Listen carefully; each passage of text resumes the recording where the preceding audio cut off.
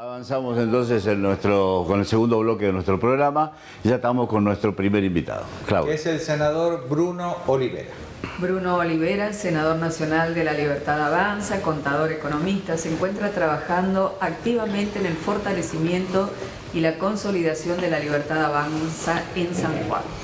Hola, bienvenido. ¿Qué tal? Senador. ¿Cómo te va? Un gusto. ¿Cómo estamos? Muy bien. Muy buen día. Gracias por venir. Menos por mal tomarse un rato que vinieron porque estaba solo acá. Así que... Ahí sí, bueno. Así como dispone el director que tenemos que hacer. Está muy bien. Bueno, ¿cómo van las cosas? ¿Cómo estamos? Bueno, bien, la verdad que un año que todavía no arranca, estamos casi a la mitad, pero muy intenso. Arrancamos con mucha actividad en el Congreso, un montón de proyectos que empezaron a ingresar por el Senado, que era muy importante para nosotros, porque cuando ingresan sos Cámara de Origen, la verdad que podés trabajar los proyectos, podés proponer modificaciones que no lo habíamos podido hacer antes. Entonces eso para nosotros fue muy importante, nos dio mucha confianza, mucha visibilidad, más capacidad para realizar acuerdos con otros espacios políticos, así que fue importante. Y acá en la provincia muchísima actividad también. Nosotros tenemos un desafío enorme que es armar La Libertad Avanza a nivel provincia, que bueno, hemos tenido hasta ahora 2 elecciones, la primera que nos fue muy bien, en el cual bueno, yo salí como senador, el diputado Pelú como diputado, y ahí obtuvimos un diputado provincial. Después nos fue bien también con Abel Chicón, y bueno, y esta es la elección provincial que nosotros queremos ya consolidar el espacio en la provincia y también a nivel municipal. Y ahí viene la pregunta, ¿solos o acompañados?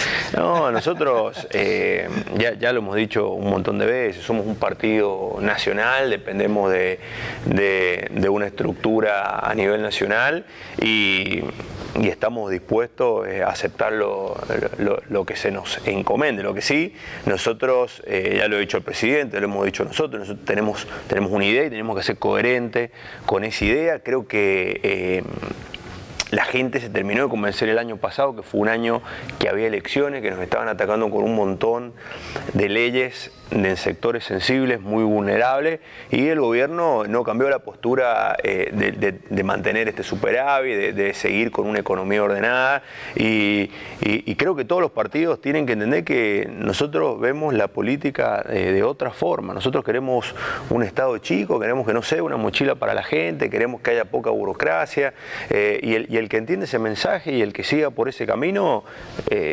se hablará, y en el caso de que haya un acuerdo, bueno, mejor, porque mientras más grande sea el espacio, la verdad que llegamos a más personas. Me gustaría si pudiéramos poner un poquito más ordenado el discurso, me parece excelente. Primero, La Libertad Avanza se ha caracterizado por llevar en sus candidaturas gente nueva. Sí. Gente venida de distintos sectores, pero no de el palo de la política, por decirlo de alguna manera, salvo 1 o 2 casos, nadie más. Eso me hace pensar que quizá para la elección del año que viene La Libertad Avanza también tenga ganas de proponer una persona nueva, no un político profesional, digamos, por decirlo de alguna manera. Y segundo, me da la impresión, por lo que vos decís y por lo que le he escuchado decir a José Pelú, que es muy distinto el proyecto político de la dimensión del Estado y de las funciones del Estado que tienen ustedes que lo que tiene el actual gobierno. ¿O estoy equivocado? No, mirá, con respecto a lo primero que me preguntaste, sí, nosotros tenemos una idea de ir con gente nueva en la política, y es lo que hemos venido haciendo. Ahora, queda un tiempo importante todavía, o sea que hablar de candidatos es algo que totalmente, no tenemos nosotros ni idea, ni es algo que estamos pensando. Después, ¿me habías preguntado? El proyecto. El proyecto. Nosotros creo que marcó mucho la diferencia el año pasado en todo este tema de leyes sensibles, que el oficialismo votó para un lado y nosotros votamos para el otro. ¿Qué quiero decir con esto? Hay que ser responsable. Es muy fácil como legislador presentar un proyecto en el cual vos digas, bueno, a partir de mañana vamos a reducir en X porcentaje lo que paga tal, o vamos a aumentar el sueldo de este, o vamos a aumentar la partida para tal sector. Ok, hasta ahí está espectacular. Ahora, hay una ley que te dice que tenés que establecer esa fuente de financiación, que es lo que nunca hubo. Entonces, ahí es cuando decimos que se votó con una irresponsabilidad tremenda, porque un legislador no puede votar algo sin establecer de dónde va a sacar la partida. O sea, vos tenés que establecer, che, le vamos a quitar este sector para darle este otro, vamos a, como se hizo muchos años antes, crear un impuesto para solventar otro tipo. Bueno, entonces, en esa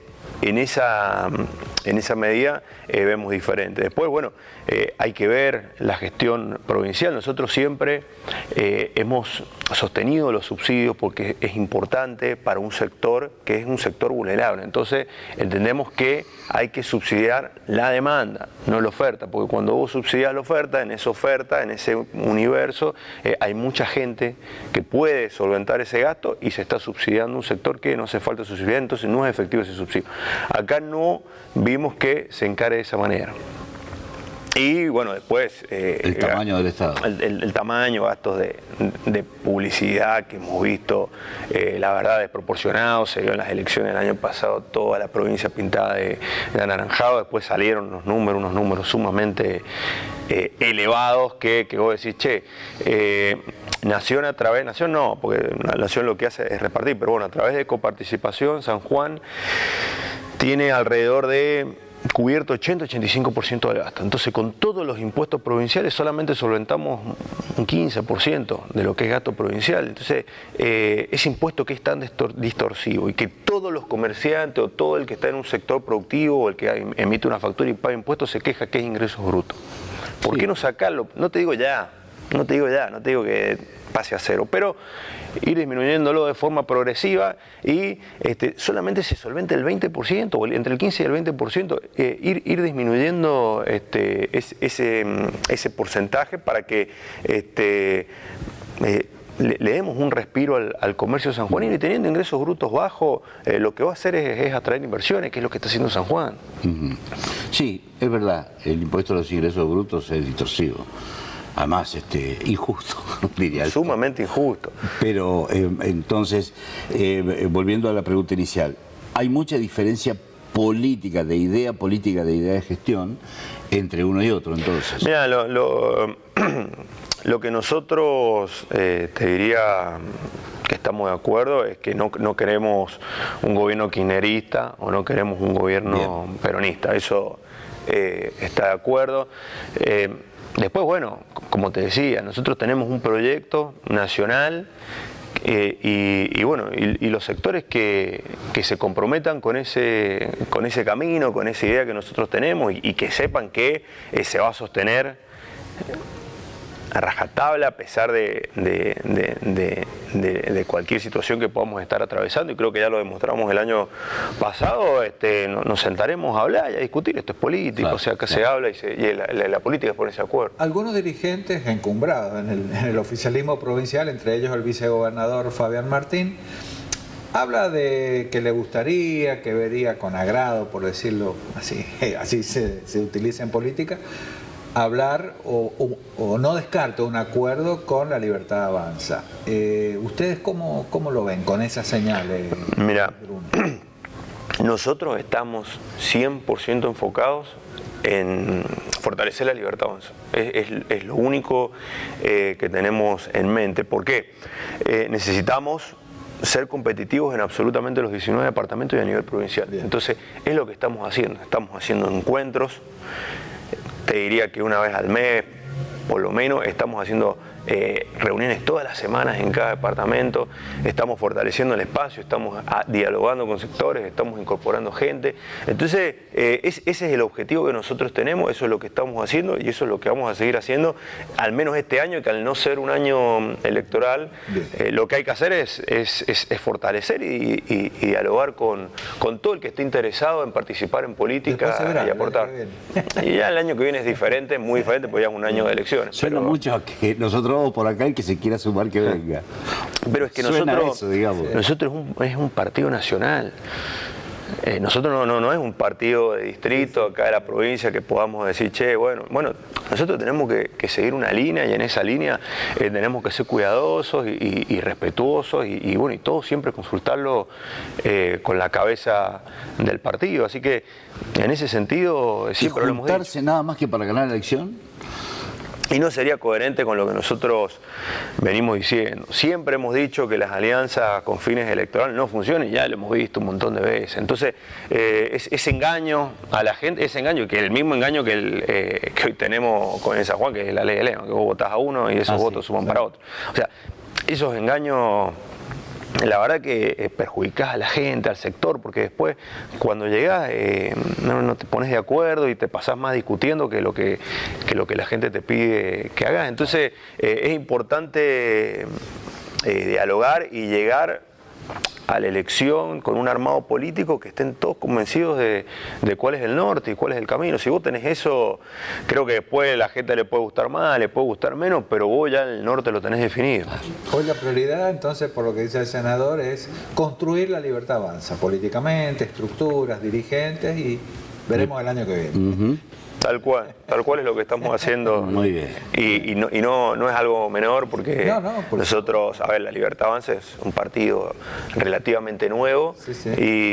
Y bueno, y la verdad que nosotros estamos muy convencidos de la gestión del presidente. Nosotros hoy lo vemos como el mejor momento del presidente. Uno cuando analiza los números de lo que sea, en cuanto a económico, en cuanto a reserva, en cuanto a superávit, en cuanto a exportaciones, vemos que estamos mejor parados que cuando arrancamos, pero con todas las variables macro ordenadas, que era lo que no teníamos al principio. O sea, eso de la inflación, imagínate, hoy es un desastre y es una catástrofe que la inflación mensual sea del 3 o más del 3. Cuando nosotros arrancamos era 25. Hoy estamos diciendo que tenemos que mantenerla en el 2 o bajarla. Ya si vas al 3, una catástrofe. Entonces, después de todo el esfuerzo que han hecho los argentinos y después de 2 años y medio de gestión, tener toda la macro ordenada y estar con números, te diría que mejores que cuando nosotros hemos ingresado, nos da ese puntapié a pensar que acá en adelante todo va a ser mejor, van a ser buenas noticias, y sacándote de contexto todo lo provincial que estamos viviendo, que no es algo de la suerte, es consecuencia de una serie de medidas que se vienen tomando, que han hecho que se desencadenen en lo que hoy estamos viviendo en la provincia. Bruno, vos además de ser senador de la Nación, sos economista, y nosotros vemos todos los días protestas, quejas, despidos, cierre de empresas, 300 y pico mil puestos de trabajo, 20 y pico mil pymes.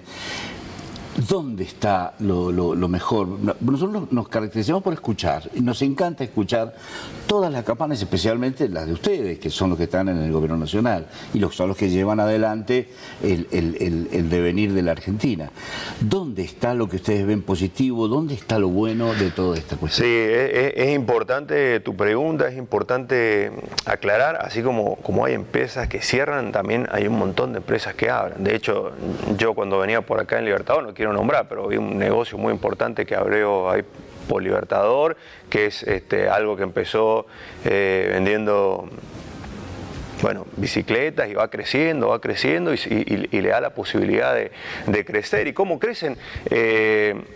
Siendo competitivo y con financiamiento privado a través del crédito. La verdad que no hay otra alternativa. Eso de ir y golpear la puerta para ver si cae alguna licitación del Estado que lo pueda vender a precio sumamente elevado, no. O sea, las ventas se hacen así, siendo con un precio competitivo y creciendo. Una parte de esa ganancia tiene que ir a reinventarse, a traer nuevos productos, a traer nuevos modelos de negocio. Y cuando uno analiza la economía, hay 2 cuestiones que han cambiado. Primero, ha aumentado de manera exponencial, te estoy hablando 40% más este año con respecto al año pasado, la venta online. Entonces uno, cuando ve números que hacen relevamientos de ventas presenciales. Entonces, si bien puede que en algunos negocios las ventas presenciales hayan disminuido, después cuando vas a la venta online ves que hay un crecimiento del 40% del año pasado con respecto a este.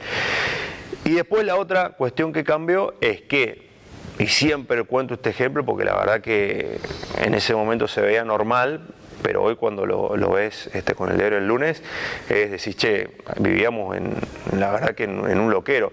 Tenía que comprar un lavarropa, voy a la mañana y consulto precio, eso, bueno, más o menos me cerraba, le digo, bueno, déjame que vea, vuelvo a la tarde, me dice, no, mira, este precio es hasta el mediodía. Entonces, este precio hasta el mediodía era en todo, era en el supermercado, era cuando vos ibas a comprar indumentaria, cuando ibas a cargar nafta. Entonces la gente de donde sea sacaba y quería consumir, porque sabía que después del mediodía les cambiaba el precio. Hoy al tener estabilidad te permite consultar en diferentes lugares, entonces la gente tiene esa posibilidad de comprar lo más barato. Por eso digo que el comerciante también tiene que estar a esa altura y hacer ese relevamiento de precio y saber que si no está vendiendo es porque puede, uno de los motivos, que tenga que actualizar el precio. Entonces, en ese sentido, el consumo cambió en estos 2 años y medio, ha cambiado, una parte por el tema online, otra parte porque tenés esa posibilidad. Porque la gente no le alcanza para comprar. La gente... Los salarios se están reacomodando, se reacomodaron, eso no es una realidad. La verdad que nosotros vemos que el salario vino creciendo hasta, te diría, mayo del año pasado, que después, bueno, con esto del proceso eleccionario, la verdad que a nosotros nos golpeó muy fuerte y de ahí empezó la inflación a ganarle el salario hasta marzo de este año, que se empezó a recuperar. Y nosotros decimos, bueno, ¿cómo recuperás el salario? ¿Cómo el salario recuperás de manera genuina? No ese salario que haces un aumento estatal que después se transmite en inflación, porque lo haces en un aumento sin tener esa fuente, y lo que te da como consecuencia es que ese aumento después te das vuelta y al final te alcanza para menos. Claro. Ya lo hemos visto. Entonces, ese aumento genuino lo generás con competencia, con esto, con crédito privado, con más inversión, abriendo más empresas, que uno a la hora de contratar tenga que decir, che, le tengo que ir aumentando el sueldo porque si no se va a la empresa al lado. Y eso es lo que nosotros queremos lograr, eso es lo que nosotros empezamos a ver, que ya empieza a haber no solo competencia de precios, sino también esa competencia salarial que le permite al empresario poder darle un poquito más por encima de esa escala salarial, porque entendemos que la escala salarial es una base. Después, todo lo que va aparte se negocia con el empleado, con el trabajador. Entonces, en la medida que hayan más comercios y la economía se empieza a reactivar, como vemos que se está reactivando desde hace 2 meses y que lo vemos de acá, un crecimiento sostenido, los salarios van a ir ganando en la inflación y van a ir recuperando ese poder adquisitivo que, por lo que nosotros analizamos, perdieron por un proceso eleccionario del año pasado que la verdad que nos golpeó mucho. Bien, por supuesto que hay cosas en las que uno no está de acuerdo, ¿no? Por supuesto. Yo, mira, siempre hay algo que no se discute, que son los datos. Uno cuando analiza los datos, exacto. Y después también cuando va a la calle, cuando uno empieza a caminar, uno ve los negocios o va al supermercado y están las góndolas llenas y hay mercadería. Entonces creo que si es verdad, son clientes. Si es verdad, la góndola está llena. No, si el negocio está, la verdad que se mantiene. Puede que no tenga una ganancia, pero lo que sí hay que reconocer que el argentino, que el sanjuanino es trabajador y en época de vacas flacas como han sido este periodo que se estaba marcando, la verdad que ha sabido sostener y bueno, y ese esfuerzo nosotros siempre le decimos, nosotros lo entendemos, lo trabajamos para que se vea con un fruto de trabajo y la gente le decimos lo mismo, esté tranquilo, que este es el mejor momento del gobierno, que está la macro ordenada y a partir de ahora van a ser todas buenas noticias. Bruno, vos sos actual senador nacional, un dirigente de La Libertad Avanza y estás haciendo un trabajo político en Rivadavia. ¿Cómo te está yendo? ¿A dónde estás apuntando? ¿Cómo es esa tarea? Sí, a ver, como te decía, hoy nosotros tenemos el desafío de hacer crecer La Libertad Avanza a nivel provincial, y para hacerlo a nivel provincial necesitamos tener una opción política en cada departamento. En ese armado hay muchos dirigentes de la Libertad Avanza y cada uno se ha encargado de armar ese equipo de trabajo sin pensar en candidaturas ni en elección. Nosotros tenemos un equipo que va creciendo y bueno, y arrancamos con poquita gente, porque la verdad que nosotros sí teníamos una estructura en Rivadavia que nos permitía fiscalizar en escuelas y a la hora del proceso eleccionario tener un control de las elecciones, pero también necesitamos seguir creciendo, capacitar a esa gente para que el día de mañana pueda llegar a un espacio y cumplir una función que permita hacer ese Estado más eficiente, con lo cual estamos haciendo eso, estamos justamente eso, caminando, conociendo. ¿Por qué? Porque siempre el político camina o visita a alguien en el proceso de elección, un mes antes, un mes y medio antes, y la gente ya es como que, che, no viniste en 4 años, venís ahora. Entonces, teniendo en cuenta eso, dijimos, mira, caminemos, preguntemos, consultemos cómo ven la gestión, qué les gustaría modificar, qué les gustaría cambiar, y bueno, eso es lo que estamos haciendo, escuchando a la gente, recibiendo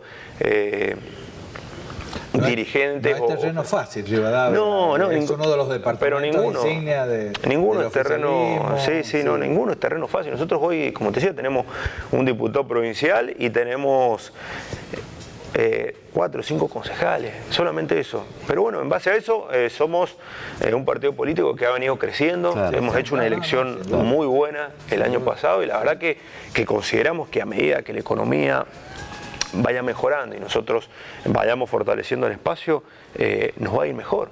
Entonces a eso apuntamos. La economía le va a ganar a la política, dice Caputo.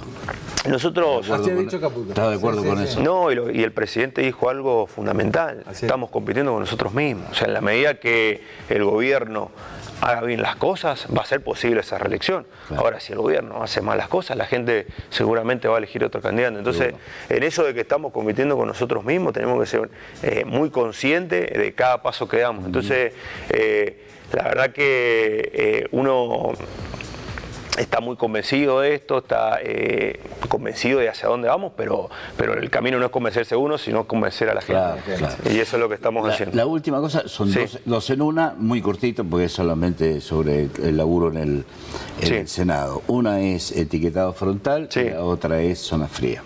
Sí, bueno, etiquetado frontal, lo primero que hay que decir y aclarar es que se va a seguir protegiendo al consumidor. Esto no es algo que se le saque una protección. Hay una ley actual de nutrición que es la que establece esa tabla de componentes nutricionales que va al dorso del envase. Después nosotros entendemos que fue una política que no funcionó. ¿Por qué fue una política que no funcionó?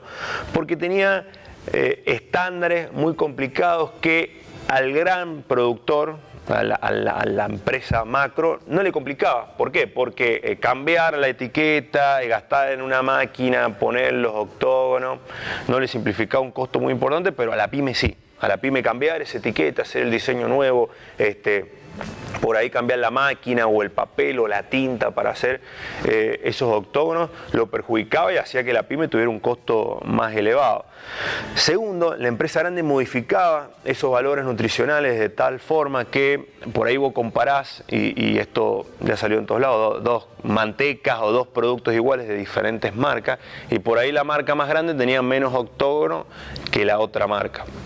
Entonces uno a la hora de elegir terminaba eligiendo la empresa más grande, que eso es otro perjuicio a la libertad del consumidor. Y por último, eran estándares, como te decía, raros que había que trabajar, porque por ejemplo vos ibas a comprar un queso, el queso se hace con leche, la leche tiene sodio, entonces cuando ibas a comprar el queso te salía la etiqueta exceso en grasa saturada, exceso en grasa total, exceso en sodio. Entonces decía, pará, no se entendía. ¿Por qué dices, che, yo pensé que el queso era bueno, que hacía bien, que lo ves todo eso, etiquetas y te terminás comprando la manteca, que la manteca por ahí tenía exceso en grasa, nada más, no tenía exceso. Era confuso, y al final todo después al ver tantas etiquetas, al final era como que nada tenía etiqueta, porque vos ibas a elegir un producto, ¿viste? Y por ahí estaba todo etiquetado. Vos, por ejemplo, fruto seco, tiene exceso en grasa. no sé, nuez, almendra, bueno, queso que tenían exceso en sodio. Entonces, ¿qué es lo que se propone hoy? Derogar esta ley. Derogar esta ley porque primero, porque perjudica a las pymes, porque resulta siendo engañoso para el consumidor, y tercero, nosotros tenemos un acuerdo histórico que es el acuerdo Mercosur-Unión Europea. Entonces nos tenemos que adaptar a una etiqueta que se pueda exportar. Nosotros la mayoría de los productos los exportamos a Brasil. Brasil no tiene serie de octógono. Entonces era como que el que exportaba ya tenía doble costo. Por un lado tenía que tener la máquina para hacer las etiquetas para Argentina, por otro lado la máquina para hacer las etiquetas de Brasil. Entonces lo que nosotros proponemos es derogar esta ley y empezar a trabajar en otro tipo de ley más acorde con el Mercosur, más acorde con este acuerdo con parámetros internacionales, y que no le simplifique un costo a la pyme, a la pequeña empresa, que es la que los estaba matando. Para los fabricantes de máquinas de impresoras le viene bien. Bueno. Si lo querés mirar de ese lado. No, las etiquetas se van a seguir imprimiendo. Claro. El tema es que no van a ser, por ahí no vas a tener ese desperdicio, claro, para la pyme. Bueno, y con respecto a la zona fría, bueno, es lo que te decía al principio. Nosotros queremos subsidiar a la demanda. O sea, es importante también recalcar y decir que ese hogar vulnerable que necesite ese subsidio legal lo va a seguir teniendo. Lo va a seguir teniendo. ¿Cómo funcionaba? En un principio la ley se estableció a nivel por zona, en Patagonia y Malargüe, en Mendoza. ¿Por qué? Bueno, en ese momento porque se entendía que si lo hacías por zona ibas a lograr que esos sectores que por ahí no estaban con tanta población, iba a lograr una migración, iba a lograr. Después, bueno, se amplió y se hizo prácticamente para el 70% de los hogares de Argentina. Y en esa zona vos por ahí tenés no sé, barrios privados o gente que tiene varios vehículos, gente que puede pagar la boleta entera. Entonces, ¿vos cómo solventás ese subsidio tan grande? ¿Cómo lo solventás? ¿Cómo haces para, si vos le estás dando subsidios al que puede pagar, cómo lo solventás? Y aumentando la tarifa. Entonces tenías que aumentar la tarifa para que esa pequeña porción, que es el 30% que no tenía subsidio, pudiera solventar el otro 70%. Lo que nosotros proponemos es mutar a un subsidio de demanda, en el cual es muy sencillo. Las familias, en el caso de que no comprende esta zona fría que vuelve al original, ingrese los datos, y si en el hogar no ganan lo que sería el equivalente a 3 sueldos mínimos vital y móvil, que está alrededor de 4 millones y pico, siguen accediendo al subsidio. Entonces, lo primero es transmitir tranquilidad. Esto no va a afectar a las familias vulnerables. El que no pueda pagar y el que necesite un subsidio lo va a seguir teniendo. Y por el otro lado, al que puede pagar, también tranquilidad, porque al disminuir el subsidio no va a hacer falta seguir aumentando las tarifas por sobre lo que tendrían que aumentar, porque ya va a haber un precio más acorde. Solo vamos a solventar a esa familia vulnerable que le hace falta el subsidio. Entonces, por eso es importante aclarar cuál es el fin, y también llevar la tranquilidad a todas esas familias que le hace falta ese subsidio para poder calefaccionar el hogar, dejarles la tranquilidad de que lo van a seguir teniendo. Bueno, fantástico. Senador, muchas gracias por acompañarnos. No, gracias a ustedes por la invitación y por el café. Es un placer charlar con ustedes. Muchas gracias. Muy bien. Vamos a ir a la pausa, estimados amigos.